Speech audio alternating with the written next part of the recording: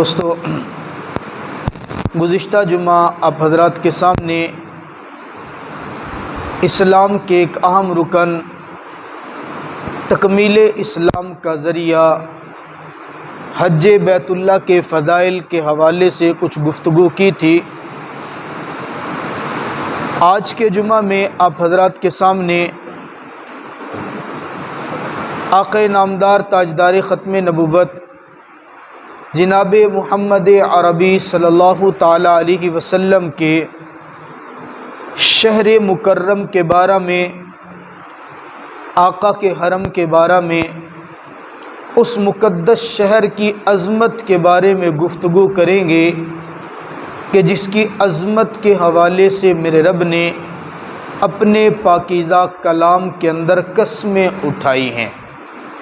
اس شہر کی عظمت کے لیے جہاں میرے آقا کی احادیث بے شمار ہیں، وہاں اگر سمجھا جائے تو اس کی عظمت اور فضیلت کے لیے فقط اتنا بھی کافی ہے کہ وہ مقدس سرزمین وہ زمین ہے کہ جس کو میرے اللہ نے اپنے پیغمبر کے مسکن کے لیے چنا ہے، یعنی اتنی مقدس زمین ہے تک اس زمین کے اندر میرے آقا آرام فرما ہوں گے۔ سب سے عظمت والی ذات، سب سے بڑی ذات اس دنیا کے اندر، اس کائنات کے اندر اللہ رب العزت کی ہے۔ تو اللہ کی ذات کے ساتھ جو جو چیزیں منسوب ہیں وہ بھی عظمت والی ہیں۔ اللہ کی ذات کے ساتھ منسوب اللہ کا گھر ہے، وہ بھی عظمت والا ہے۔ اس گھر کے ساتھ منسوب متصل جو جگہ ہے اس کو عظمت والا، حرمت والا قرار دیا گیا۔ اللہ رب العزت کے بعد اس کائنات میں سب سے بڑی عظمت والی ذات وہ آپ کے اور میرے پیارے حبیب صلی اللہ علیہ وسلم کی ذات ہے۔ تو میرے آقا کی ذات کی طرف جو چیز منسوب ہے، میرے اللہ نے اس کو بھی عظمت عطا کی ہے۔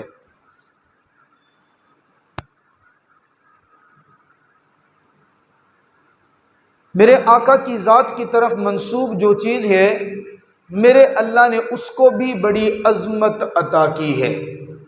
آپ یہ